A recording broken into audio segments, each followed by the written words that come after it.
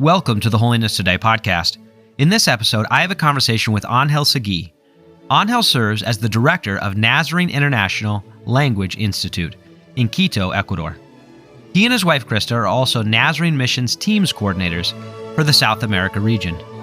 Beyond his leadership roles, Angel is a world traveler, a coffee aficionado, and a true food connoisseur. Angel Sigui, welcome to the Holiness Today podcast. How you doing in Quito, Ecuador? What's the weather like down there? Oh, doing really good. It's good to talk to you, Nate. It's beautiful. Quito, Ecuador, is we're right at the equator line, so our weather is pretty much the same all year. Yeah. We get Rose capital of the world, right? And sunset, 6 a.m. Yeah. It's one of the largest, rose producers and exporters in the world. Yeah. Yeah.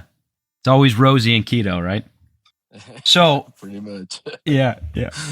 So for context, I've known Angel for about 10 years. I think you're one of the first people I met when I started working at the Global Ministry Center. And just a little funny tidbit, I won't out who you were listening to, but you were listening to American radio. But what impressed me about you is that not only did you get the English language, but you understood the English culture.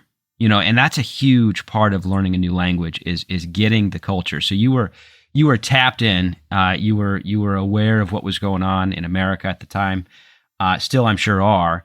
So you are not just a lover of language, but a lover of culture, which I think makes you a great translator. But your current role that you're serving in, that was a long way of saying that's my personal introduction. But my professional introduction is that you serve as the director of Nazarene International Language Institute, NELI, which is that a new title for you? I think that's relatively new, right? Since we've talked.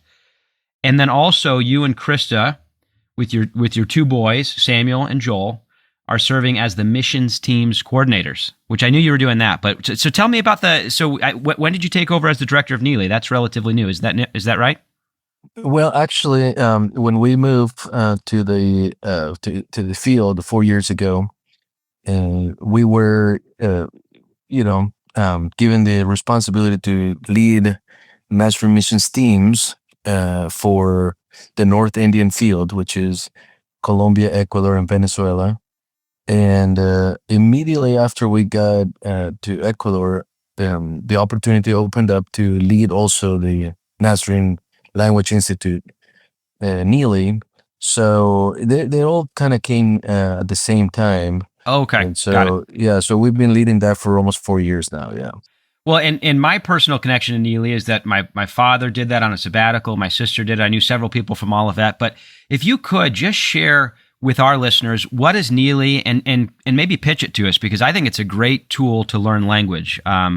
My sister, that's how she fell in love with the culture. And then she found a husband down in Argentina. So, you may go down as a college student and find a spouse. But tell us about NELI as well in the program. Yeah. So with the Nazarene Language Institute, what we're trying to do is connect people to the mission of God through the learning a language. In this case, Spanish. We teach Spanish to college students, or we also have a professional track, which is designed for pastors, district superintendents who are on a sabbatical, or they want to learn their language because they want to go and minister in their culture. There might be a large population of Spanish-speaking people, so we try to equip them with the language, but also with that cultural awareness and cultural sensitivity. So it's not just the language piece; it's very missional. We believe that in order for you to share the gospel, in order for you to disciple people, you have to speak their language, and not just at a surface level, but you also need to understand the nuances of a culture. And so we are very intentional in doing that. So I think NELI is a wonderful resource that the church has for all people who want to learn Spanish in this case. Now we want to expand it into English. We want to teach English as well, because we believe that there's a large population here in Ecuador that want to learn English. So if anybody in your audience is interested in coming and teach English, yeah, get a hold of us, and we'd love to host them Yeah, here, and maybe they can be the start the English track piece. that'd be great. Yeah, no, I Yeah. think that's how things start. You know, the Lord uses us as instruments to kind of bring about knowledge of those kind of things. And we'll be right back. I believe that God is still calling people, and people are still saying yes. He's calling young people, women and men. He's calling people who are a little bit older. He's calling families. He's calling his whole church, and he's calling us to missions. If you're a young person and you sense that God is calling you, maybe tugging your heart with a sense of calling your life, don't ignore it. Pray about it, talk to your pastor about it, and then come and speak to us in Global Missions. Go to the website, nazarene.org/the cause. And there you will see some things that will give you excitement and opportunity to be part of the cause of the King and the cause of the kingdom. I hope you do. Now, back to the rest of the episode. Angel, you and Krista were featured in the most recent NMI newsletter, and I think it was in that newsletter that you had the quote that when we go to the mission field, we don't bring God with us because God is already there by prevenient grace. I think that captured you really well because, again, I think you're a cultivator, you're a culture developer, you embrace culture, and you kind of bring that up. But share a little bit about your call, because I think your call, specifically, your specific call and the general call, but I think if I remember the story correctly, it's a great story. People were praying for an angel and they got an angel. But I love that story, and I don't know if you shared that on a podcast, but I want that story because you were already kind of in the faith at that point in time, but your connection with the Church of the Nazarene is a funny one. If you could share that for our podcast audience. Yeah. So it was about, actually over 20 years ago. I was seeking God's will, and I was very, very interested in missions. I didn't know anything about missions because though I was a Christian, the church I attended, they did not have any missions program. So the word missions always resonated in my heart, and I didn't know why.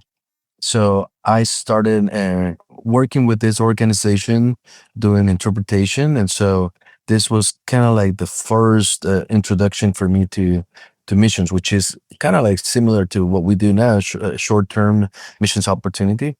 So I would go help the team interpret. But at the end of the trip, we would always go to this very popular market in Guatemala, in Antigua, Guatemala, to do some shopping. So what we were doing shopping with the team, with this organization I was working with at the time, I met two American ladies, right there at the market, and they asked me what I did, and I said, I'm an interpreter. And they said, tomorrow we're leaving on a mission trip, and we are needing one more interpreter.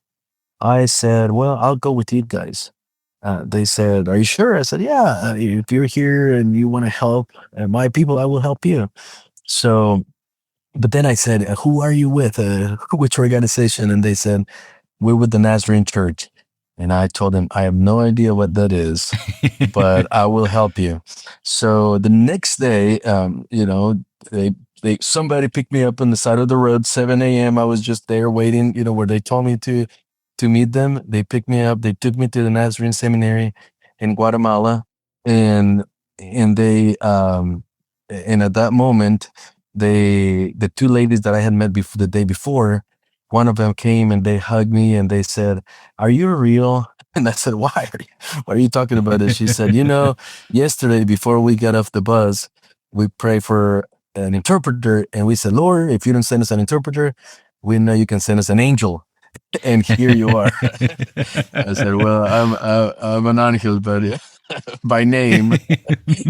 So that was pretty interesting, and that was my introduction to the Nazarene Church. That's where I fell in love with the Nazarene Church. So and here I am. Well, and I think that story captures you well because again, I think the hardest part. Well, again, I know Spanglish. I don't know Spanish, but I think the hardest part of learning any language, from my understanding, when I've talked to people learning English and vice versa, is sense of humor. And so right off the bat, you got the angel connotation and the humor of that. But when did you start learning English? Because again, when I met you, you were an expert. You got humor faster than I did. You know, you're like I said, you were wired in with the culture. You were aware of things going on in the States. So tell us about your language journey, if you don't mind me asking about that. Yeah, so I think, learning English was a gift given by God because in school I hated English. I just did not have the ability to speak. It was so hard for me to learn. And, I ended up, like most of the time making fun of my peers who really wanted to learn. Yeah. But and it was just kind of like a way to deflect, like I had no ability to learn. And so I remember making a trip to the United States to visit a relative. I was at the airport waiting for my relative to pick me up, and an hour passed, 2 hours passed, and she didn't show up. So, I had a large bill with me. That's all I had, and so I didn't have any change at the time. We had this payphones, and so I needed some coins to make a call. And then I started thinking, how do you ask for change in English? And I started remembering some of my lessons, like when you ask a question, you start with do. So do you, and then I was like, but do is also to do something. So I was like, that doesn't make any sense. So I was wrestling in my mind, how to ask for change. And I just ended up, holding the bill, in my hand and showing it to people and say, change. That's all I would say.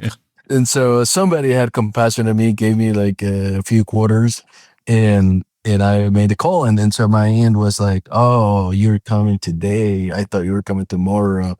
And so, like I ended up waiting for hours at the airport and feeling, that sense of desperation in a way. Then the next, the next experience was I was at a service. During that trip, I went to church and I was at a service and I didn't understand any English. So I had an interpreter sitting next to me, interpreting everything. And I said, I don't want this, I don't like this. I was like, there was a desire for the first time in my heart to learn English. So I prayed that day and I said, Lord, help me learn English. And I said, help me learn by tomorrow. And of course that didn't happen. I did not learn in a day. But what happened was something changed inside of me. And I started learning, being intentional. I would go to the library and get books and read books and get vocabulary. And so I was 16 at the time. I visited my relative for a few months in the States, went back to my home country, and I started learning, and, it became a journey. But that's how it all started. So I know that it was from God because I did not have any ability of my own to learn a language. Yeah. And I think a big part of that, at least when I see people learn language, like you said, that's why Neely is so important because it immerses you in the culture. But there's also something inside you that says, I have to love this. For instance, if I'm going to learn Italian, there's going to be something where I start to fall in love with Italy itself, the land. But at the same time, again, when I encountered you, you loved America. I mean, America was the place that you said, this is a great nation. But what was the thing that you said, man, the United States, what was it about America that connection, growing up, were you, did you always kind of want to go to the States? You're in Ecuador now, but I'm saying you spent some time there. What was that like coming into a culture? What was their culture shock? How did you process through that? Because again, I think we talked to, as we talk to missionaries and people traveling around for language, culture shock's gonna happen. That's an assumed reality. But what was it like for you coming to the United States? Yeah. So, the thing that I always admire so much from the United States was the generosity of their people. I would experience firsthand, how people would travel to Guatemala at the time, when that's my home country, and just seeing, how people wanted to come pay for, their trip. They pay for their expenses in country, and they would, like sacrificially, because a lot of these people, it's not that they were rich. They were, making a sacrifice to go and to love on people and to share the gospel, and, studying the lives of some missionaries that would go, leave their home countries and then go and serve, and the United States has done so much of that I was like, man, the generation of the generosity of people is incredible. So that's something that I was always attracted to. And I remember actually for a brief period of time, I worked with a Korean organization in Guatemala, and we would do missions with the Korean church. And you know what they told me? Some of those Korean people, they were in their 60s, 70s, and we would go to small villages in Guatemala, and they would tell me, these little kids, they remind me of me when I was a little kid, and when we were in the Korean War, and American soldiers and American missionaries would come and hand the chocolate to us, and we were so happy. A little piece of chocolate would make not just our day, our week, our month. It was just such a highlight. And so I think, America has been a place that has done so much good. We're definitely not going to talk about the political side, because I think a lot of people could disagree, and I think the same things that people don't like outside is the people that don't like also inside of the U.S. But really, at the heart of the United States society and people is generosity, is a good heart, the desire to do good, and so I've always looked up to that. Well, that's a key point. I think when we think about nations, we always go to the figurehead of said nation, when we think about, not just the figurehead, but we just think of what we see on the news. But I like how you put that as a world traveler. It's really the people that make up the nation. That's who you interact with. I want to ask a question about that, but before I go down that way, I if you could, I've already introduced your family, but just tell us what it's like being on the mission field with two young boys. Share about your family, your journey there over the last 4 years. Because you moved down during COVID too. If you could just share, the funness of all of that for us. Yeah, as a matter of fact, we have 3 kids now. We have a little baby girl as well. So the 2 boys and the baby girl. Oh, so, I'm sorry. See, I'm reading your poor update on him. Yeah. I'm a poor friend. Yeah. I'll edit that. No. No, kidding. But just serving with 3 little kids it's a joy. I mean, we can sometimes, we try to see the world through their eyes and how they're growing in two worlds. Our house, would say we have more like a American culture, but outside, we are with people from Ecuador. We practice what they practice. We try to incarnate in the culture, so they are immediately right there, living in 2 worlds, and it's a joy to see them and learn Spanish, and as they start talking, they already mix their words and their languages, and so it is pretty fun to see them. Back when we moved to the field, we only had one. We had Samuel, and Samuel was a year old, and during COVID, and so that was a lot of uncertainty. Trying to travel with our 1-year-old. Many bags. We traveled with our dog, and we moved as a family in a way, to an unknown place. But we've seen God's grace going before us. We added another child, and then Grace was born last year. So with the 3 kids, we're just we see how God uses our kids to connect with people, because people see them run and try to talk to them, and so that makes a connection, immediate connection with the culture and the people. So that is just a beautiful thing. It's just undescribable sometimes. Yeah. Yeah, and the other thing that I was remembering, and again, I'll edit this if I get it totally wrong biographically on Hell, but your mom lived or lives in Europe, right? Am I remembering that correctly? In Italy. So you really are you are really a child of the world. You've been all around. Here's my world traveler question. If you could have a instant, and it can't be anywhere you say, Nate, I'm going to pick somewhere where my family is, but it cannot be somewhere where you can snap and see family and friends. You just have to go for the pure pleasure of going, but it's a portal that you can just step into, go instantly. What place are you selecting? What place in the world did you see and you say, man, I'd love to be able to just get there quickly? You know, one of my favorite places I visited is probably New Zealand. Is just a beautiful place, and you know, full of nature and beauty. That's, you know, in here in South America, one of my favorite places is Chile. It's also just a wonderful place, people, and so yeah, those are two places that are probably at the top of my list of places in the world. Yeah. Yeah. I'm amazed, and again, you're going to be able to correct me on some of these things, but I'm amazed with the high altitude of so many cities in South America. Peru, Bolivia. I mean, it's just amazing at the altitude. I think is it Lake Titicaca that is just like what, extremely high altitude. You probably give me the altitude. Quito is a high altitude city as well. So for our travelers that are listening, our people that are going, but maybe if you can, you don't have to share names, but share some of the maybe not culture shock, but geographic shock. I was talking to my mom this morning, and she was down on the equator, and she goes, "Warn people about going to the equator. You can get really dizzy." But what are some of the things that maybe people wouldn't expect coming to South America as it relates to just traveling around? I mean, you really have to prepare yourself for that.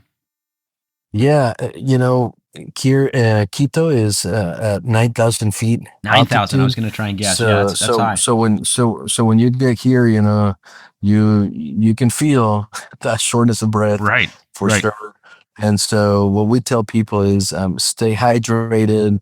You know, we're also closer to the sun, so you know, wear lots of sunblock, because you know, even if it's cloudy, you're getting those UV rays, you know, straight at you. So yeah, Quito, you know, is a wonderful city. It's a beautiful city, but that altitude factor is, you know, for some people it can be tiring, and it can be, you know, like it takes them, you know, sometimes 2 to 3 days to get used to. Sometimes I still feel like I haven't gotten used to, you know, when I go going up the stairs, and I just get short of It breath. just hits you. But it hits you, yeah. And you were talking about other cities, you know, like Bolivia, you know, La Paz, El Alto is 11,000. I just looked it up. I'm getting it, or yeah, 12,000. That's crazy. 12,000, yeah. And you know, as soon as you land, actually, some people make the joke that planes don't land in La Paz. They just kind of pull in, you know, they park, They you know, park. because it's just so high. And Yeah. as soon as you land, you feel that shortness of breath immediately. Going Yeah, that's up the, wild. you know, the platform, you know, at the airport, just like getting out of the plane, I could not make it all the way to the gate. I was just Yeah. like so tired, and my stomach was like, you know, turning, and Yeah. I was like, there's something weird here, because I've been to places in Ecuador that are higher than La Paz, but I don't know what there was something about La Paz that I was like, oh man, it took me 2 full days to get used to it. So, but yeah, so yeah, we have those cities here. In Peru, we have a couple cities also that are Yeah. pretty high in altitude. So it's incredible to when you think about, you know, civilizations in those high altitude places and Yeah, thriving. for sure. And so yeah, it's pretty incredible. Yeah. Now, moving around and being, because you've been all over South America, you're from Central America, you live in the States.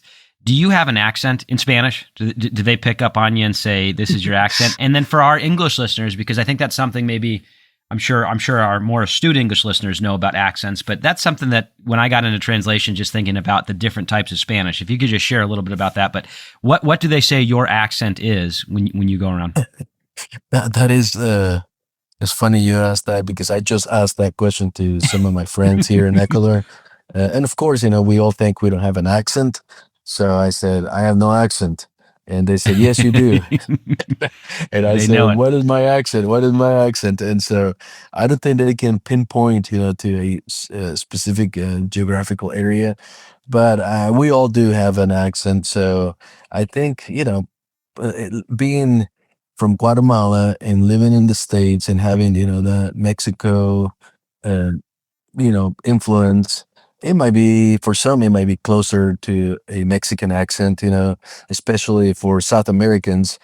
and so that's probably somebody said, yeah, it's kind of like closer to Mexican, and so I was like, okay, it makes sense because there's the biggest country in Spanish speaking country in North America, and there's such a large population of Mexican people in the States, and so our shows, most of the shows are in Spanish. They're made in Mexico, so it probably there's some truth to that, yeah. That's funny. And, I guess it was Disney Plus that really illustrated. So my nieces, as you know, Angel, are bilingual as well. So they'll watch things in Spanish and English, but it was probably with them. But just seeing the different types, you can watch this in Mexican Spanish. We do that in, American English, but, Argentine Spanish. But what are some of the more drastic differences, of the South American nations? Maybe which one is most unlike the other as far as their grammar and syntax? Well, that's a little hard to pinpoint because I think I could be a little biased. You'll be biased, yeah, because they say you. Yeah, you're going to say them; they're going to say you, right? Exactly. but there, Latin America, we all kind of share a Spanish, very similar Spanish. Yeah. Then when you go to Spain, Spain, that's what's different. That's very different, and so. They could use some of the archaic, pronouns. Yeah. Vosotros is one of those that we don't really use in Latin America, or very, very, very seldom. You will hear somebody using the vosotros pronoun. But other than that, I think in Latin America we share this. I would say generic. I want to say generic Spanish, and then once you go to certain regions within countries, you'll find like very, just like within a region, you'll find an accent that is more predominant. And that's just because the nature, kind of like in the States, you go to the South and there is like this accent versus New York, and that could probably be a comparison. And you go to countries that kind of like Argentina, they'll have a more distinct accent and pronunciation as opposed to, when you go to Colombia, Ecuador, Venezuela, it's more similar, in the ways that we speak and the ways that the people pronounce their words. So yeah, I think once you start getting more south, also the Spanish will be a different variation of Spanish, but we all understand each other. Yeah. Just probably more accents, like they were saying. You have an accent, So how often do you get back to Guatemala? Do you get back there pretty frequently? Not really. We visited Guatemala with my wife and Samuel, and he was the only one at the time. So that's 3 years ago. I haven't been able to go recently, and there's always a special piece of my heart for Guatemala. And so I would love to take our kids when they grow up a little, they can go and see where their dad was born and where he grew up and all of that. Yeah. But it'll take a while, I think, because currently it doesn't, make much sense for us to go since most of our family has moved and right out. Yeah. And so, So, but it's a beautiful country. Yeah. Now, this is going to maybe be even a more offensive question than accents and who's got the right Spanish. Who's got the best coffee? Oh, that's then I will be biased for sure. you will be biased, and you may offend. And for context, Angel started it didn't last long because you had to move around, and we should probably reinaugurate it. Maybe even just on Zoom. But you started a coffee club at the Global Ministry Center, so you were introducing us Global Ministry Center employees to coffee. But so you are a connoisseur of coffee. So tell us, where are the best beans grown? Well, I would tell you that, I will be a little biased, but Guatemala probably has some of the best coffee in the world. But right up there, I would say Costa Rica has also pretty amazing coffee. Colombia, is one of the biggest producers of coffee. One of the best coffees I've ever had is actually from Peru, and the high altitude areas of Peru. So I'd say, there's some regions that just the soil, the altitude, and they have all the factors to grow good coffee. So I definitely enjoy a good cup of Joe, and so in a lot of places, for you to get that special, um, coffee production, you have to find the coffee shops, the plantations that they do their their farming, they specialize in their farming, and they are passionate Hmm. about what they do. It's not so much in large production, but small, but Single source farms and all curate, that. single Yeah. source, and Yeah. organic, and I appreciate that as well, knowing the story behind how that coffee was made. And a lot of times, it's been really good to go and see a co-op, where families are growing their coffee, and people are paying a fair price for that coffee. And it's just a chain, where from the seed to the cup, there's responsible ways to farm. And then once you get that cup of coffee, that there's a lot of responsibility, a lot of people that put in their effort. And so yeah, but as far as places, Guatemala, Huehuetenango is a place in Guatemala. The coffee will have this, chocolate accents and berries, and Mm. so when you get that cup of coffee and you smell it, from the smelling it to tasting it, and all the flavors, it's just like it's just the fireworks in your, Yeah. inside your mouth, and Yeah. is beautiful. So that's Yeah. probably my favorite place, for coffee in Huehuetenango, Guatemala. So I've become more of a snob over time as it relates to coffee on hill. So now I got an espresso machine. I make sure Oh, I get nice. beans that were roasted, single source beans that were roasted recently. I grind them to the right blend, grind them. But yeah, it's bad. It's become a habit. It's a good habit, because I need that caffeine in the Yeah. morning. But all of that being said, what is your favorite? So this morning, I've been doing some overnight kind of, I guess you'd call it cold brew, So I grind it at a coarse ground and let it sit in the water. So you'd almost say like a long French press. That's what I was drinking this morning. Yeah. What's your favorite way to prepare coffee? Because you're also a great preparer of coffee as well. So what's the best way for you? Yeah, well, I love the espresso, so I really like. I also have espresso machine. So every morning I do 2 shots of espresso, a little water, so an americano, and and that's kind of like my go-to, just for time's sakes. If I have a little more time, I'll do French press. Love the French press. I love the siphon, way to make coffee, where you have this, it looks like a lava tube, and you put little spire underneath. When the water rises, there's like a filter in the middle, and then that's where you get the coffee brewing portion, and then you get the heat out, and then the water comes down, and then you get that, just kind of like a Japanese way to make coffee, and it's pretty fun. But that takes more time. But yeah, I'd say my go-to, the espresso machine americano. If I have time, I'll do a pour over, French press, and if I have a lot of time, then I'll do the, that siphon coffee. Yeah. Yeah. Is your mom a big coffee drinker in Italy? I feel like that's a great place to be a coffee connoisseur, or not so much. Yeah, yeah. She always makes her espresso. That's the only way to drink it, in Italy. Yes. So Yeah. get a little espresso, drink it, and go. So, but yeah, I feel like she enjoys a good cup of coffee too. And I was listening to, it was a funny debate, Conan O'Brien's podcast back on the meaning of the word espresso. Now, I've always, and this is what Conan was saying, I've always understood espresso to mean, well, not always, but to be pressed. It's a pressed coffee.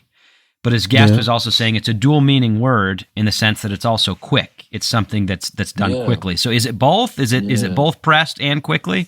Does that mean that? Does the word mean that? You know what? I've always thought about espresso as something like express. like Oh yeah, quick. yeah, Yeah. And yeah. but the press, that's also a combination of words, play words right Pressurized. there. Yeah, So yeah, so quick, pressurized cup of coffee. yeah, Maybe we're making a word up here, but yeah. Well, that's what they kind of settled on, your is that it's a listeners are little bit of gonna, both. Yeah, yeah, they're yeah, gonna fact check us, but I think that's okay. I think, yeah. in my opinion, that sounds, right. You'll take it. Yeah, we'll Yeah. settle on it. Along with coffee, here's a good question for well, you like food from all different regions, so it's going to be hard to pick one, but maybe give me three. Give me three of your best meals that you've had on your travels. Man, I would say Peru. Peru has one of the best cuisines in the world. You taste that ceviche. Ceviche is seafood, and the way they cook it in Peru is pretty unique. The raw fish, they cook it in lime juice, so the acid, from the acidity from the lime will cook the fish, and then they add, the purple onions and other things to it, peppers, where, once you take that bite, is perfect. The acidity with the peppers, with the fish, is, I could not stop eating that till I got sick. The first time I tried the Peruvian ceviche. So that would be one of my top favorite dishes. And Mexican food, when you go to Mexico and you try those tacos, street tacos, not the ones with the, the hard shell and lettuce and tomato. That's not what you find in Mexico, for tacos. You go to street tacos and they're cooking, the meat right in front of you, al pastor, the pineapple and the pork and then the sauces you put in them. Nothing beats a good taco. It's one of just like amazing. And I would say the third, uh, an Argentinian empanada. I mean, Argentinian empanadas are so juicy, full of flavor.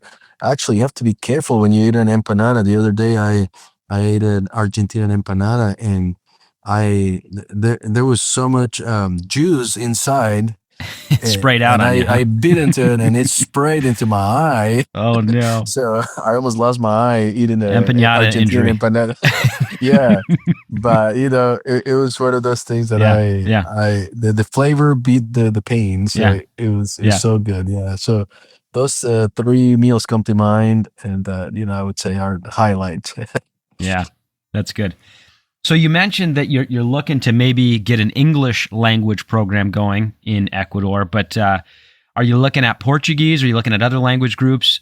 Maybe it's probably too hard to come up with a 5-year plan, but as you're praying and thinking, what do you hope to see with the language program in the years to come? Yeah, we are praying about an English, to start with English, because there's a large segment of our population in Ecuador that want to learn the language.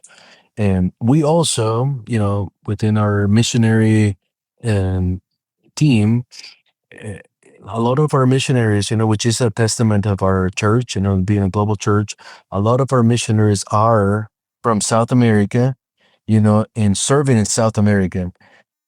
And so, as we get more people from South America, non-English speaking people, I think English, right now, whether we like it or not, English is the language, the predominant language in our denomination and around the world, for business and for other purposes.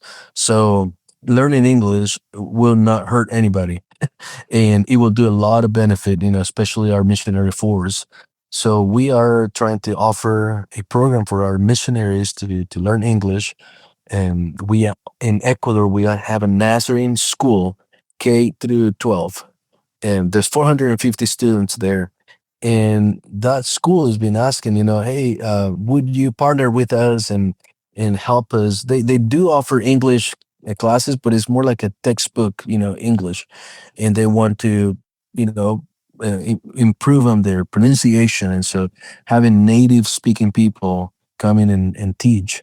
would be amazing. So those are opportunities that we're praying, for people to say, oh yeah, I see myself, invest in a year, 3 months, 6 months, a year, in teaching English. And so we would welcome them here in Ecuador, and if they have that call. But you were also mentioning Portuguese. Portuguese, Brazil is um, the country with our largest church in the denomination is in Brazil. Actually, half of our membership in South America is from Brazil. Wow. And so Brazil, makes up, again, half of the membership in our denomination is growing tremendously. So we want to learn Portuguese as well, and so having other languages, uh, you know, being offered by Neely would be, you know, I think would be a right next step for the program, and that's what we've been praying, to as we're trying to reinvent a lot of the things in the program.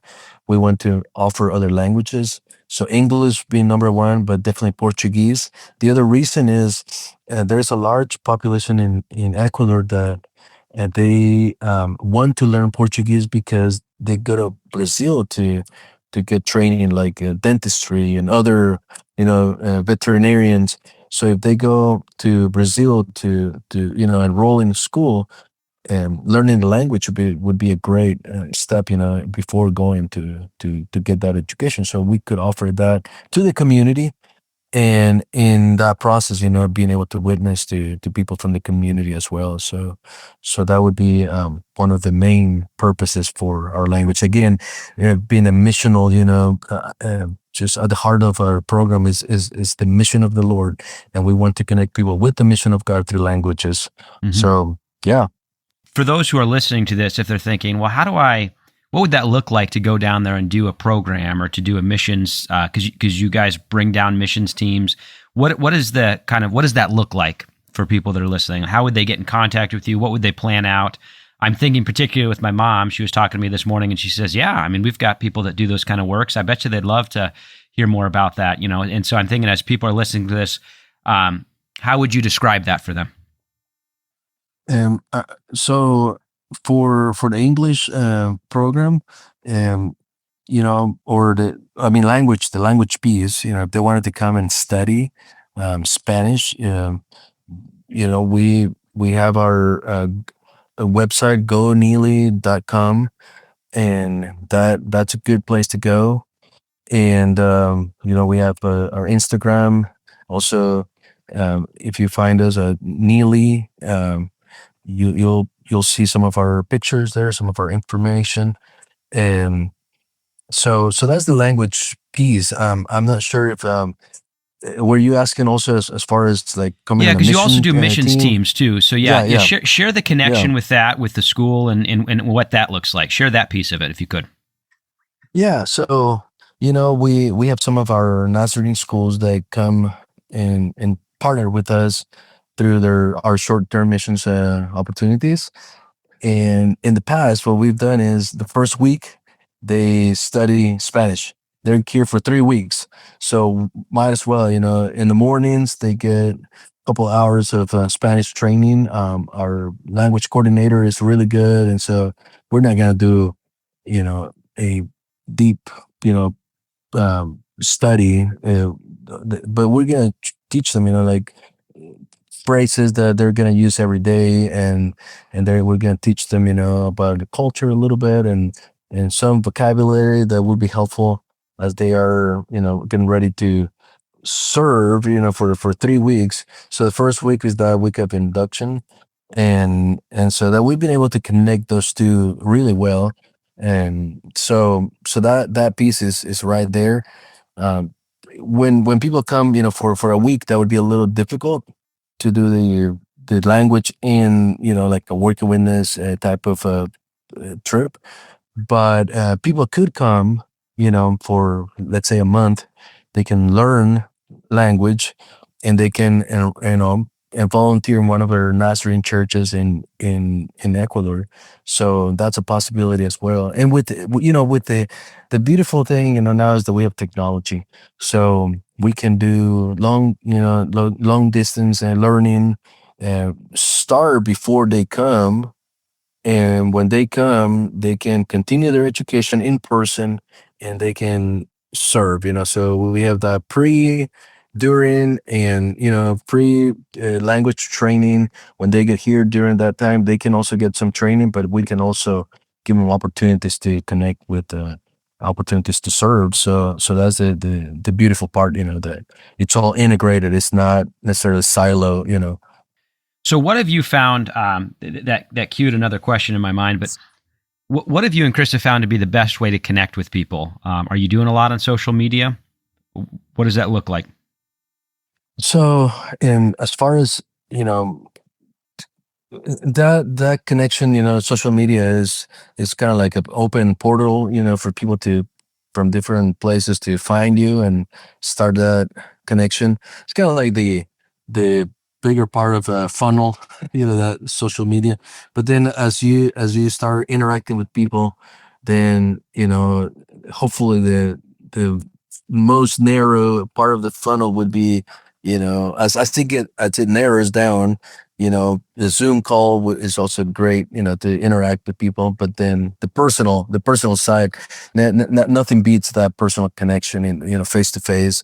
So that's what we do a lot. Like people are interested about doing missions. They contact us through Facebook, Instagram, or other social media, and then we schedule a Zoom call. We kind of hear their heart, and sometimes it has translated into, hey, we're doing a trip now, we're gonna go down and see what's happening, and we take them to see, what the Lord is doing in the country, what how they can connect, with their prayer, their resources, just with their abilities.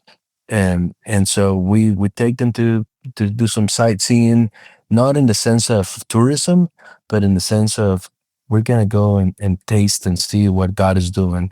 And yeah, so it all kind of starts sometimes, very distant. Social media it's a great way to connect, but it's very distant. But it's a good first step, and then we've seen how that first step, take us to a personal relationship, and sometimes even friendships. Well, Angel, as we're closing out our hour here, what would you want our listeners to be praying for you and your ministry? What's on your heart? How can they support you? I'm going to put all of what you just mentioned in our show description, ways for them to connect with you, to connect with Neely. But how can they spiritually support you in what ways? Yeah. So right now, one of the biggest needs we have in South America, related to the ministry that we're leading, is we are praying um, for the Lord to provide people who want to come, to all 10 countries in South America. And so we want teams to come, and for them to partner with our churches, and help us further God's kingdom in those communities. Um, but we're also praying for leaders to, step up and say, we want to host teams. And that's what we do in Ecuador. We host teams in Ecuador, but we have 10 countries in South America. And in some countries, we do have teams, hosts or coordinators. Um, but some countries are so big that we need more than one, like Brazil. Brazil, we needed, I'm thinking, and I think we have 3 fields within Brazil, and we need at least one person per field to host teams, if not more, being such a large country. Same thing with Argentina. And so we're praying for the Lord to lift up leaders in every country that are saying, we see this as a ministry. We want to host teams. We want to help them be the cultural broker, in just take them to where the church is doing the mission, where God is already moving. And I know that right now there are people praying and saying, Lord, I want to go.